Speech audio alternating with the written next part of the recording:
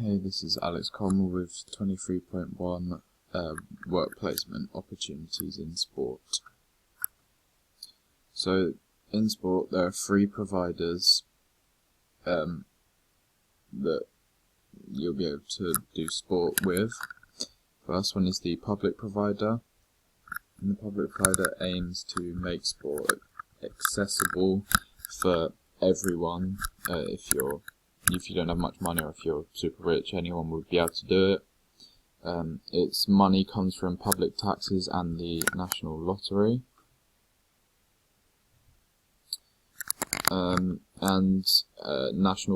National and local government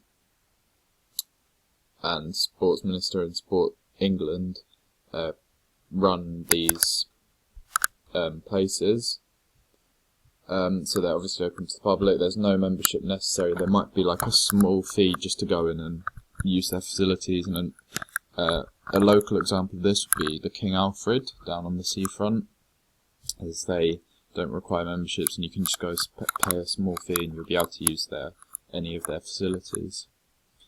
So the second one is voluntary, and these aim to increase mass participation and performance and get people better at all ages and all abilities are welcome. It's a huge provider in the UK, and these are non-profit organisations, and they're run by volunteers, so they're run by people who aren't getting paid and they're just doing it in their free time because they love the sport or whatever they're doing. And it's paid, so most sports clubs will be volunteering. You have to pay a small fee to get all the facilities and all of that, or you might raise the money for it all, or lottery grants might give it to you, and it'll be rented facilities from the council, or you may have private grounds if you're like that.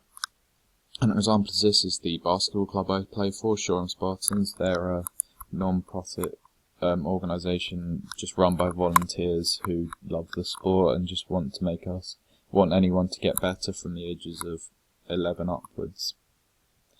And the last one is the private provider. These are businesses owned by a franchise.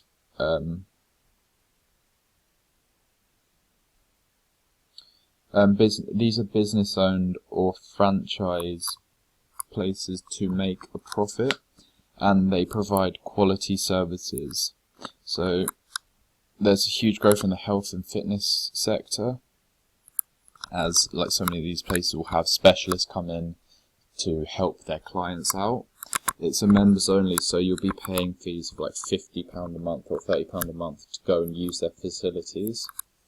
And an example of this would be Virgin Active, as you have to pay a certain amount of money and you can use all their facilities, and they have top class facilities, because if you're paying £30 to £50 a month, or however much money it would be, then you would expect to have top facilities and not be paying that much for like really bad service and all this.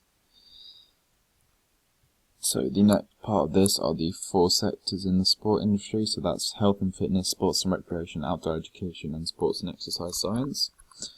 So health and fitness, this is a more holistic approach to the mind and body, and encompasses multiple agendas.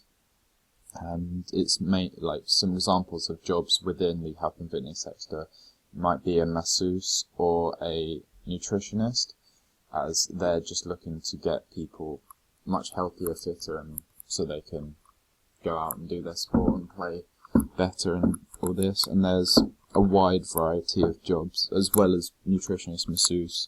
There's a massive variety of like jobs in this sector, people to go out and like help people, make them healthier, make them fitter, and all that. The next one is sports and recreation. So these would be voluntary, private or public places that encourage mass participation or sporting excellence. So it could be a school PE teacher that's encouraging mass participation in their school, or it could be someone like a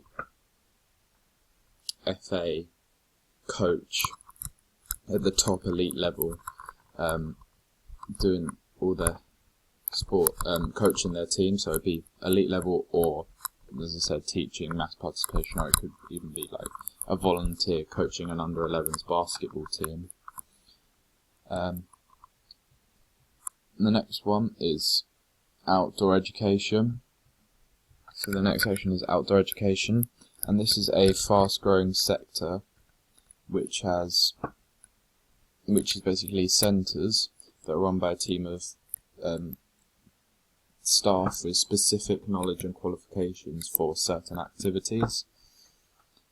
So these places, you would get companies, you might send staff on training days to develop their teamwork.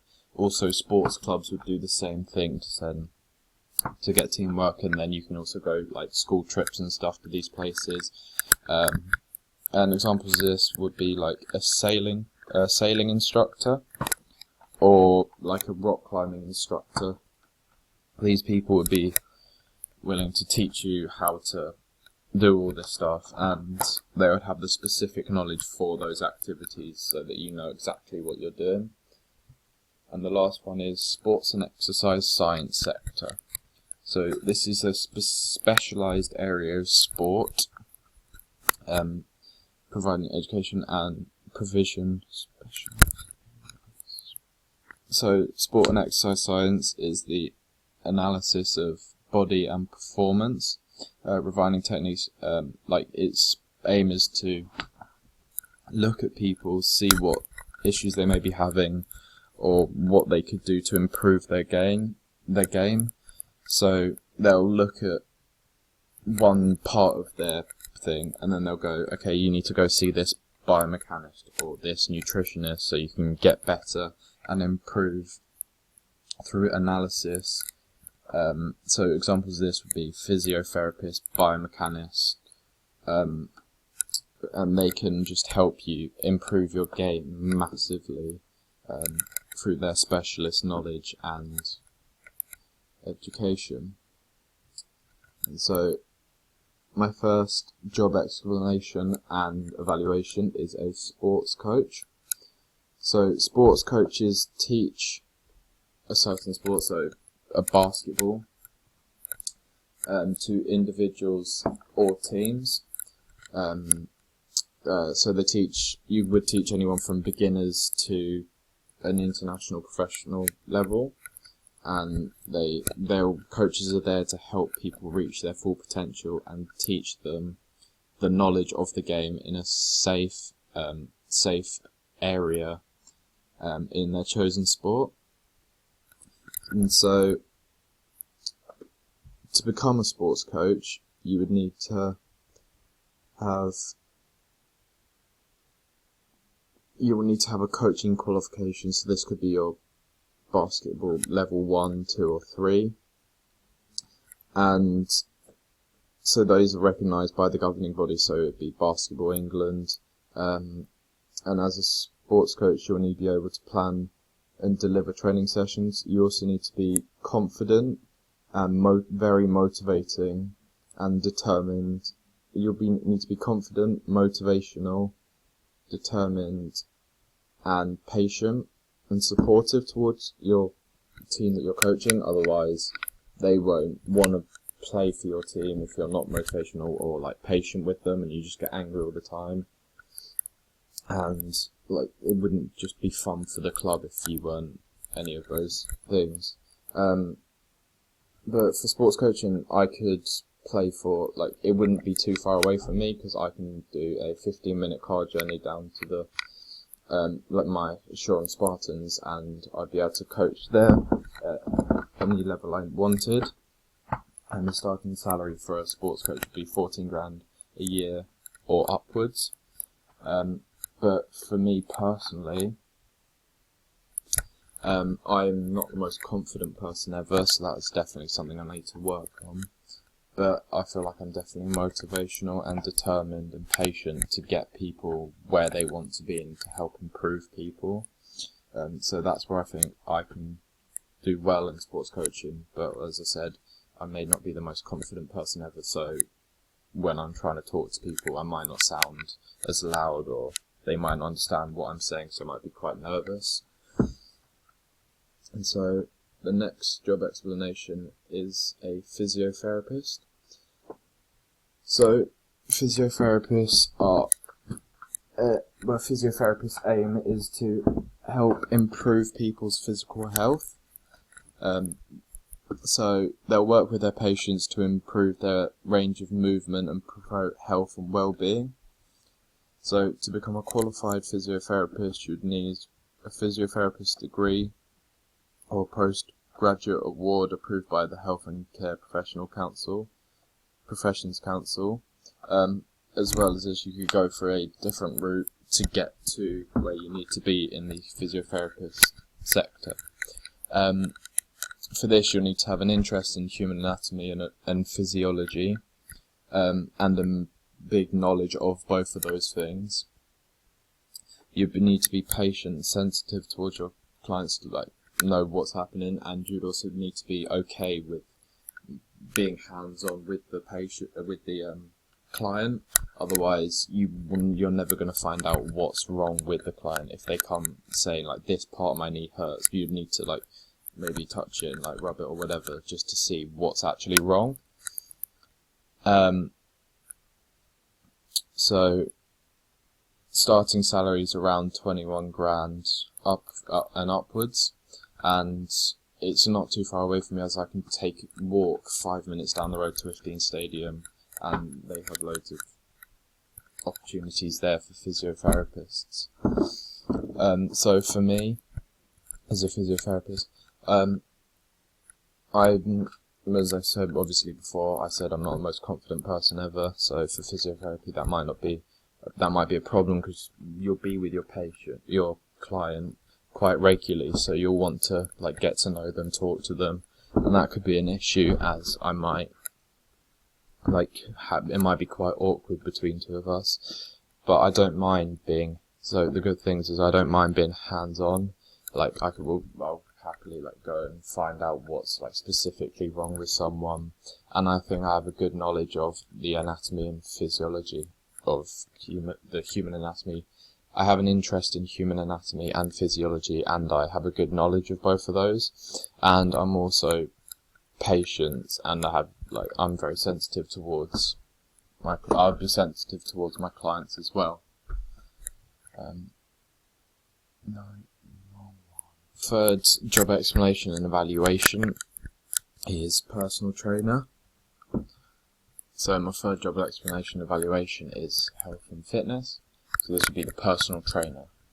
Personal trainers are there to help their clients achieve their personal health and fitness goals.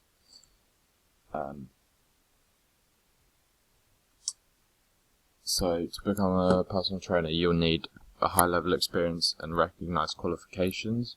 The qualifications are a diploma in personal training, a level 2 certificate in personal training, and a level 3 certificate in personal training. And in which one you have, you might not be able to take some jobs or whatever. You'll need a massive knowledge of the human anatomy and how the body works. You need to have really good people skills and be really outgoing, so you can get to know your client, what they like, what they want to do, and why they want to do it. And you'll need to be very friendly. I think I'm a good people person, but I might not be the most confident. I'm not good at keeping conversation. I have a good knowledge of how the body works, and I enjoy, I want to find out more about how the body works, why it works. I'm a very friendly person, and I'm very not the most confident person ever. But apart from that, I think I'd be good for a personal trainer.